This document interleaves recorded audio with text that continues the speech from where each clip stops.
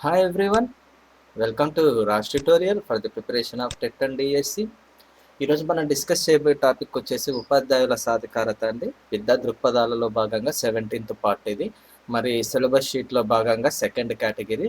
మనకు సిలబస్ షీట్లో ఇచ్చిన ఫస్ట్ కేటగిరీ ఈ కమిషన్లు, చట్టాలు, నెక్స్ట్ పూర్వకాలపు విద్య, స్వాతంత్ర్యానంతర విద్య, వేదకాలంలో విద్య, ఇలాంటివన్నీ కూడా మనం కంప్లీట్ చేసాము. ఫస్ట్ కేటగిరీకి సంబంధించి ఎన్సిఎఫ్ 2005, జాతీయ విద్యా విధానం 1986, ఇవన్నీ కూడా మీరు ఆ క్లాసెస్ వినకపోతే గిన నేను మీకోసం డిస్క్రిప్షన్లో లింక్ను ప్రొవైడ్ చేస్తాను. మీరు అక్కడికి వెళ్ళి ఆ క్లాసెస్ వినొచ్చు.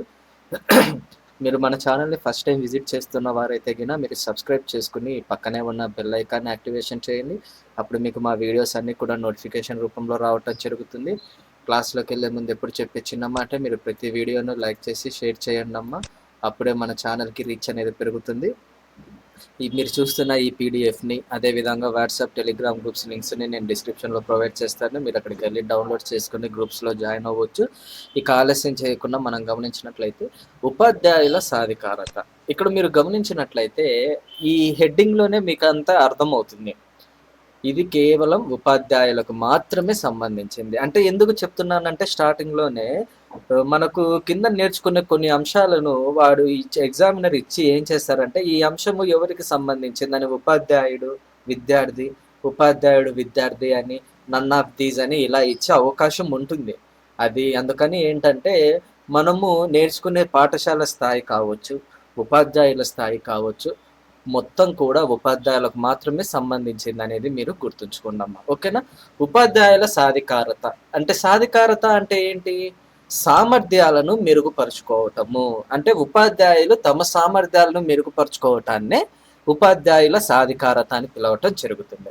ఇక్కడ మనకు ఒక ఉపాధ్యాయుడు సమర్థుడై ఉండాలంటే ఏముండాలి?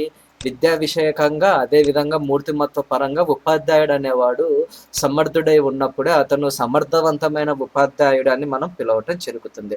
మరి ఈ యొక్క సాధికారతకు అర్థం ఏంటి అని మనం చూసుకున్నట్లయితే ఈ యొక్క సాధికారతను ఇంగ్లీష్లో ఏమంటారంటే ఎంపవర్మెంట్, ఆంగ్ల పదంలో ఎంపవర్మెంట్ అని పిలవటం జరుగుతుంది. తెలుగులో దాన్ని సాధికారతగా వ్యవహరిస్తారు. మరి దాని యొక్క అర్థం వచ్చేసి ఏంటంటే సామర్థ్యాలను మెరుగుపరుచుకోవటం. మళ్ళీ చెప్తున్నామ్మా, ఉపాధ్యాయుడు తన సామర్థ్యాలను మెరుగుపరుచుకోవటాన్ని ఉపాధ్యాయుల సాధికారత అని పిలవడం జరుగుతుంది. ఓకేనా? మరి దీనికి సంబంధించిన నిర్వచనాలు ఏంటి? నిర్వచనాలకు కోడ్ రాశానమ్మా. గుడ్ అనుభవాలు అంటే ఏంటి? గుడ్ అంటే తెలుగులో ఏమంటారు? మంచి అనుభవాలు. ఎవరైనా కానీ మంచి అనుభవాలే కదమ్మా కోరుకునేది. చేదు అనుభవాలని, చేదు జ్ఞాపకాలను ఎవరు కోరుకోరు. కాబట్టి ఏంటంటే గుడ్ అనుభవాలు అంటే మంచి అనుభవాలు. Next long control over their own life. అంటే డైరెక్ట్ చదివేసేయండి. Long control over their own life అంటే ఏంటి? జీవితం పైన, తన సొంత జీవితం పైన ఎక్కువ కంట్రోల్ ఉండటం కదా, అలా గుర్తుంచుకోవాలి. లాంగ్ అంటే ఇంకా ఎక్కువగా ఉండటం అని అలా గుర్తుంచుకున్నాం నిర్వచనాలలో. ఇప్పుడు వీరు ఇచ్చే నిర్వచనాలు ఏంటి? గుడ్ అంటే ఎవరంటే గుడ్ మెన్ అమ్మ. గుడ్ మెన్ ఏమని ఇచ్చారు నిర్వచనం అంటే, సాధికారత గల ఉపాధ్యాయులు విషయ విశ్లేషణతో పాటు సృజనాత్మక పద్ధతులను, వనరులను ఉపయోగించి విద్యార్థులలో ఆలోచనలను రేకెత్తిస్తూ పలు అనుభవాలను కలిగించి వారి సమర్థతను ఇనుమడింప చేస్తారు అని ఎవరు తెలిపారు? గుడ్ మెన్ యొక్క కోడ్ ఏంటి? గుడ్ అనుభవాలు. విద్యార్థుల యొక్క ఆలోచనలను రేకెత్తిస్తూ పలు అనుభవాలను కలిగించటం. ఓకేనా? నెక్స్ట్ ఏంటి? Long control over their own life అనుకున్నాం. లాంగ్ మ్యాన్ ఏమని తెలిపారంటే to give someone more control over their own life or situation. అంటే ఒక వ్యక్తికి తన సొంత అంటే ఇక్కడ మనం గమనించినట్లయితే ఒక వ్యక్తి అనేవాళ్ళు ఎవరంటే అవతల వ్యక్తి. ఆ అవతల వ్యక్తికి ఇతను తన జీవితం పైన పూర్తి నియంత్రణను ఆయనకు అప్పచెప్పటం అనమాట. అంటే ఇక్కడ మనం గమనించినట్లయితే విద్యా విషయకంలో భాగంగా మనం చూసినప్పుడు విద్యార్థి తన యొక్క జీవితం పైన పూర్తి నియంత్రణ ఉపాధ్యాయుడికి అప్పచెప్పటం. ఎవరు చెప్పారు అంటే లాంగ్ మెన్ ఇచ్చిన నిర్వచనం అమ్మ. ఓకేనా? ఇప్పుడు సాధికారతకు సంబంధించి ఏది సరైనది, ఏది సరికాదు అని అడుగుతారమ్మా. అక్కడ మనం చూసుకున్నట్లయితే సాధికారత అనేది ఒక పాఠశాలకు, ఒక ఉపాధ్యాయుడికో సంబంధించింది కాదు. అదేవిధంగా అది ఒక పరిస్థితికి సంబంధించింది కాదు. అంటే ఎలా అడుగుతారంటే క్వెషన్ ఫ్రేమింగ్ క్రింది అంశాలలో సాధికారతకు సంబంధించి సరికానిది ఏది అని అడిగి, సాధికారత అనేది ఒక పాఠశాలకు సంబంధించింది కాదు. సాధికారత అనేది ఉపాధ్యాయునికి సంబంధించింది కాదు. ఒక ఉపాధ్యాయుడికి సంబంధించింది కాదు. సాధికారత అనేది ఒక పరిస్థితికి మాత్రమే సంబంధించింది. సాధికారత అనేది ఒక సార్వజనీన భావన అని ఇస్తారమ్మా. అప్పుడు మనం ఏం చూస్ చేయాలి? అక్కడ మనం గమనించినట్లయితే సరికానిది ఏది అన్నారు. అంటే ఏంటి? ఒక పరిస్థితికి మాత్రమే పరిమితం కాదు. మనకు ఆప్షన్ ఏమి ఇచ్చారు? సాధికారత ఒక పరిస్థితికి మాత్రమే పరిమితమైనది అని మనము ఆప్షన్ చూసాం అక్కడ. సరికానిది కాదు. ఏంటి సరికానిది ఏంటి అంటే అదే ఒక పరిస్థితికి మాత్రమే పరిమితమైనది. అది సరికాదనమాట. సరైనది ఏది అంటే ఒక పరిస్థితికి మాత్రమే పరిమితం కాదు. ఇది ఒక సార్వజనీన భావన. ఇక్కడ మనం చూసుకున్నట్లయితే సాధికారత అనేది ఒక పాఠశాలకో లేకపోతే ఒక ఉపాధ్యాయుడికో లేకపోతే ఒక పరిస్థితికో మాత్రమే పరిమితం కాదు. అది ఒక సార్వజనీన భావన. ఇది ఉపాధ్యాయుని సమర్థతను వెల్లడిస్తుంది. ఓకేనా? అంటే ఇలాంటి చిన్నవి కూడా అడిగే ఆస్కారం ఉంటుంది. కాబట్టి అంటే మీరు ఫస్ట్ కేటగిరీలో ఏమైతే నేర్చుకున్నారో అవి డైరెక్ట్ టు డైరెక్ట్ అమ్మా. మీరు అక్కడ చదువుతారు, కింద ఆప్షన్లో డైరెక్ట్గా ఉంటుంది. బట్టి వేసేయచ్చు, వల్లే వేసేసి ఏ రకంగా వాటిని నేర్చుకొని మనం ముందుకు వెళ్ళిపోవచ్చు. పర్స్పెక్టివ్స్ అంటే మాక్సిమం బై హార్ట్ చేయాల్సిందే. ఈ టీచర్స్ ఎంపవర్మెంట్కి వచ్చేసరికి జనరల్ పాయింట్స్ తోడవుతాయి. అంటే ఇక్కడ బట్టి వేయటం అనేది కుదరదు. అంటే మీకు ఇక్కడ ఏంటంటే ఆ అంశం పట్ల ఒక అవగాహన ఉన్నప్పుడు ఆ జనరల్ పాయింట్స్ని మనం అర్థం చేసుకోగలం అనమాట. సింపుల్గా చెప్పాలంటే ఎప్పుడు చెప్పే కోడ్ లాంగ్వేజ్. మంచిగా ఏది ఉంటే దాన్ని చూస్ చేసుకోవాలి. సరైనది ఏది అంటే, సరికానిది ఏది అంటే చెడుగా ఏది అనిపిస్తుందో దాన్ని చూస్ చేసుకోవాలి. ఓకేనా? ఇప్పుడు మనం గమనించినట్లయితే ఉపాధ్యాయుల సాధికారతను ప్రభావితం చేసే అంశాలు. ఏ అంశాలు అంటే ప్రధానంగా 4 అంశాలు ఉన్నాయమ్మా. ఏంటివి అవి అంటే ఉపాధ్యాయుల రూపచిత్రం అంటే ప్రొఫైల్, వారి లక్షణాంశాలు, అదేవిధంగా ఉపాధ్యాయులకు లభించిన వృత్తిపూర్వ శిక్షణ, అదేవిధంగా విద్యా ప్రణాళికల మౌలిక లక్ష్యాలు, నెక్స్ట్ విద్యార్థుల ఉపలబ్ధి మూల్యాంకనం. ఇక్కడ మనం గమనించినట్లయితే ఉపాధ్యాయుల రూపచిత్రం అంటే ప్రొఫైల్ అంటే ఉపాధ్యాయుని యొక్క అంటే ఇప్పుడు మీకు సింపుల్గా చెప్పాలంటే ప్యాన్ ఉందా కదమ్మా, ప్యాన్ నెంబర్ ఎంటర్ చేసినప్పుడు ఆ సదరు వ్యక్తికి సంబంధించిన ఆర్థిక లావాదేవీలు మొత్తము ఆ యొక్క ప్యాన్ నెంబర్ ద్వారా బయటపడటం అనేది జరుగుతుంది. అంటే పూర్వతరాలు మొత్తం కూడా. అదే విధంగా వృత్తిలో ఏంటంటే ఉపాధ్యాయుని యొక్క ప్రొఫైల్ అంటే ఆయన ఎక్కడ చదివారు, వారి బాల్యములో ఎడ్యుకేషన్ ఎక్కడి నుంచి ఎక్కడ చేశారు, అదేవిధంగా కాలేజ్ ఎక్కడ చదివారు, నెక్స్ట్ వృత్తిపూర్వ శిక్షణ ఎక్కడ తీసుకున్నారు, ఉద్యోగం ఎప్పుడు వచ్చింది, అదేవిధంగా ఆయనకు ఉద్యోగం రావడానికి ఎన్ని మార్కులు దోహదపడ్డాయి, అదేవిధంగా ఉపాధ్యాయుని యొక్క అలవాట్లు ఏంటి, ఆ వ్యక్తి యొక్క అభిరుచులు ఏంటి, అదేవిధంగా ఆ వ్యక్తి యొక్క లక్షణాంశాలు ఏంటి, ఇలాంటివన్నీ కూడా ప్రొఫైల్లో భాగంగానే పరిగణించాల్సి వస్తుంది. అంటే ఆ యొక్క వ్యక్తి ఎవరిని రోల్ మోడల్గా తీసుకున్నారో ఆ ఉపాధ్యాయుడు, ఈ ఉపాధ్యాయున్ని తరగతి గదిలో విద్యార్థులు రోల్ మోడల్గా తీసుకోవటం జరుగుతుంది. కాబట్టి ఏంటంటే తరగతి గదిలో విద్యార్థుల భవిష్యత్తు ఉపాధ్యాయుల మీదనే ఆధారపడి ఉంటుందమ్మా. దాన్ని ఉపాధ్యాయులుగా మీరందరూ తెలుసుకోవాల్సిన సత్యం అది.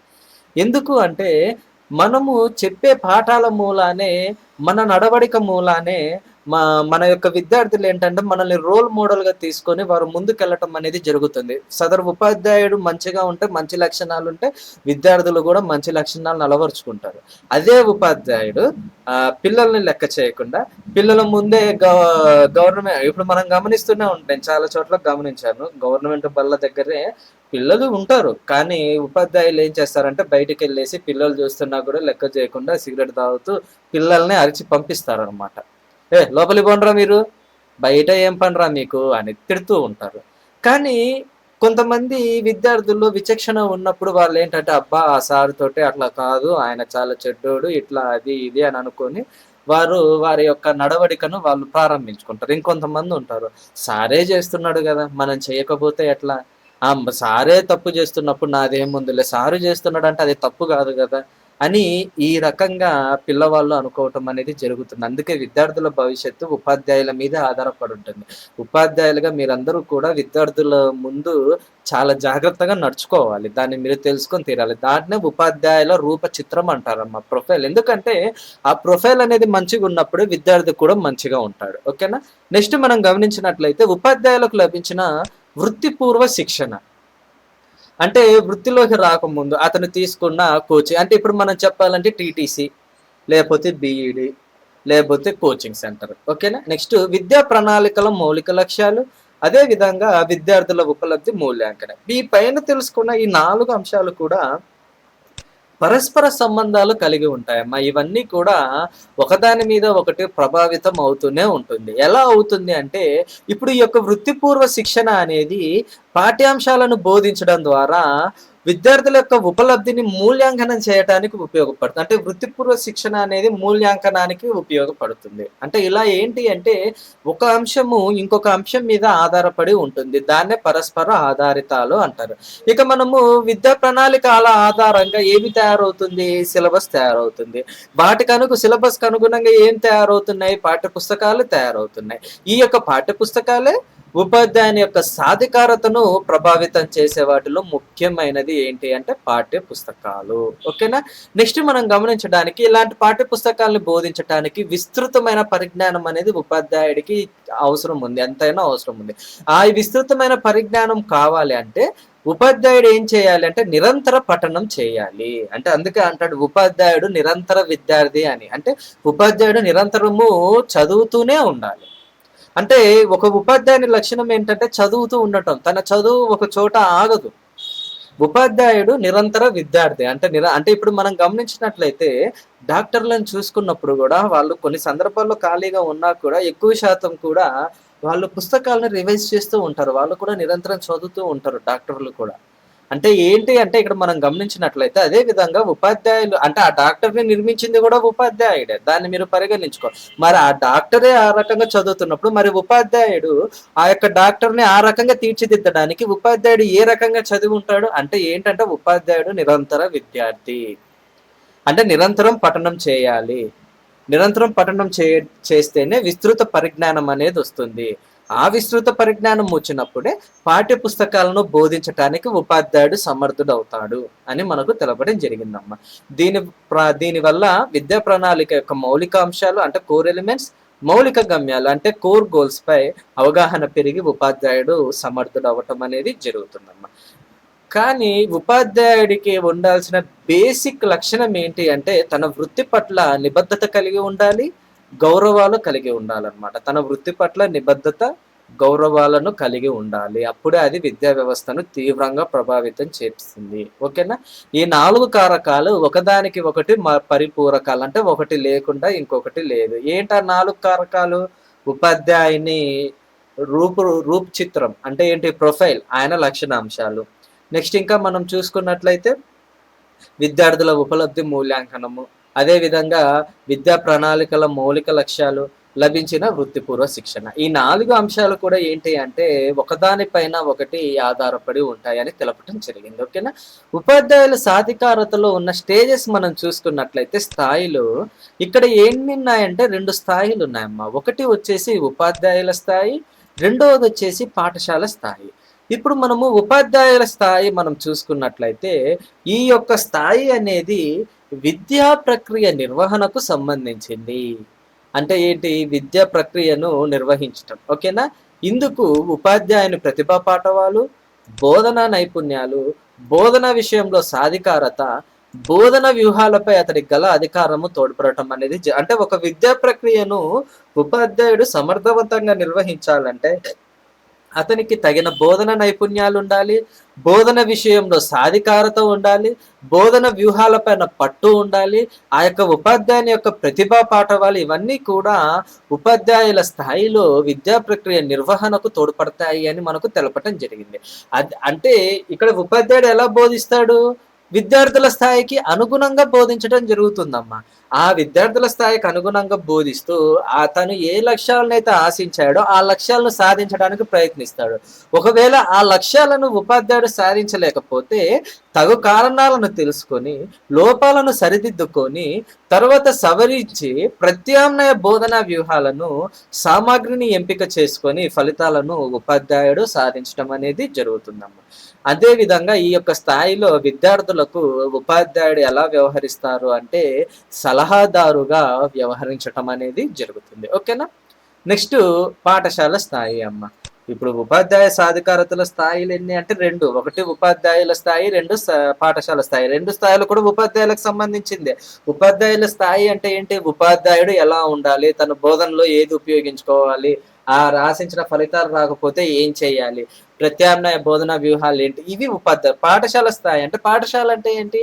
సహ ఉపాధ్యాయులు, ప్రధానోపాధ్యాయులు వీళ్ళందరూ కూడా ఉంటారు. కాబట్టి ఏంటంటే చూడండి, పాఠశాల స్థాయిలో సహ ఉపాధ్యాయులు, ప్రధానోపాధ్యాయులు వారి నాయకత్వ లక్షణాలు అనేవి ప్రధానమైనవి. ఇందులో మనం చూసినట్లయితే పాఠశాల సమకూర్చిన వృత్యంతర శిక్షణ, ప్రత్యేక సెమినార్లు, సింపోజియంలు, కార్య శిబిరాల ఏర్పాట్లు ఇందులో ముఖ్యమైన. ఇక్కడ మనం గమనించినట్లయితే ఉపాధ్యాయుడు ఇక్కడ ప్రధానోపాధ్యాయుల మార్గదర్శనం మేరకు, తోటి ఉపాధ్యాయుల మార్గదర్శనం మేరకు, వీరందరి మధ్య ప్రధానోపాధ్యాయులతో కావచ్చు, తోటి ఉపాధ్యాయులతో కావచ్చు, గౌరవపూర్వక సహకారం అనేది ఒక ఉపాధ్యాయుడు అలవరుచుకోవాలి అని తెలపటం జరిగింది. అదేవిధంగా తోటి టీచర్లు ఎవరైతే బోధిస్తారో ఆ బోధనను పరిశీలించడానికి అనుమతించినప్పుడు ఆ యొక్క బోధనా వ్యూహాలను వారితో చర్చించడం ద్వారా వీరి యొక్క బోధనా వ్యూహాలను, వారి యొక్క బోధనా వ్యూహాలను పరస్పరం చర్చించుకొని ఒకరికి ఉపయోగమైనది మరొకరు నేర్చుకోవటం జరుగుతుంది. తద్వారా ఏమవుతుందంటే బోధన వ్యూహాలను మెరుగుపెట్టుకోవటం అనేది జరుగుతుంది. ఓకేనా? ఇలా ఈ 2 స్థాయిల్లో అంటే ఏంటి, ఉపాధ్యాయుల స్థాయిలో కావచ్చు, పాఠశాల స్థాయిలో కావచ్చు, ఈ 2 స్థాయిల్లో కూడా ఉపాధ్యాయుడు ఏ రకంగా సమర్థుడవుతాడంటే విద్యా విషయకంగా, విద్యార్థుల ఉపలబ్ధి పరంగా, పాఠశాల నిర్వహణ పరంగా సమర్థుడవటం అనేది జరుగుతుంది. ఓకేనా? ఈ సమర్థత అనేది విద్యార్థుల యొక్క సంపూర్ణ వికాసాన్ని మూల్యాంకనం చేయటానికి, అదేవిధంగా ఆశించిన ఫలితాలను అత్యున్నత స్థాయిలో రాబట్టడానికి ఉపయోగపడుతుందమ్మా. ఇది ఈరోజు మనం నేర్చుకున్న ఇంట్రొడక్షన్ పార్ట్, ఉపాధ్యాయుల సాధికారతకు సంబంధం. అంటే చాలా మంది ఏంటంటే ఉపాధ్యాయుల సాధికారత అంటే జనరల్ పాయింట్స్ కదా, ఏదంటే అది చూసుకొని రాసేద్దామని అనుకుంటారు. కానీ ఏంటంటే దాని గురించిన ఒక అవగాహన ఉంటేనే మనకు అది సాధ్యపడుతుంది. తర్వాత వచ్చేసి మళ్ళీ మనకు కొన్ని ఉంటాయి. ఏంటివి? ఎన్సిటిఈ అని, అదేవిధంగా ఎన్సిఈఆర్టీ అని, ఎపెప్ అని, డిపెప్ అని ఇలాంటివన్నీ కూడా ఉన్నాయి. అవన్నీ కూడా ఉపాధ్యాయుల సాధికారతలోనే భాగంగా వస్తుంది. కాబట్టి ఏంటంటే ముందు దానికి సంబంధించిన ఇంట్రొడక్షన్ పార్ట్ అనేది మనకు తెలియాలి. కాబట్టి ఇంట్రొడక్షన్ పార్ట్ వరకు క్లాస్ చేయటం అనేది జరిగింది. మీరు ఈ క్లాస్ని లైక్ చేసి షేర్ చేయండి అమ్మా. మళ్ళీ మనం నెక్స్ట్ క్లాస్లో కలుద్దాము. I'm signing out. By by.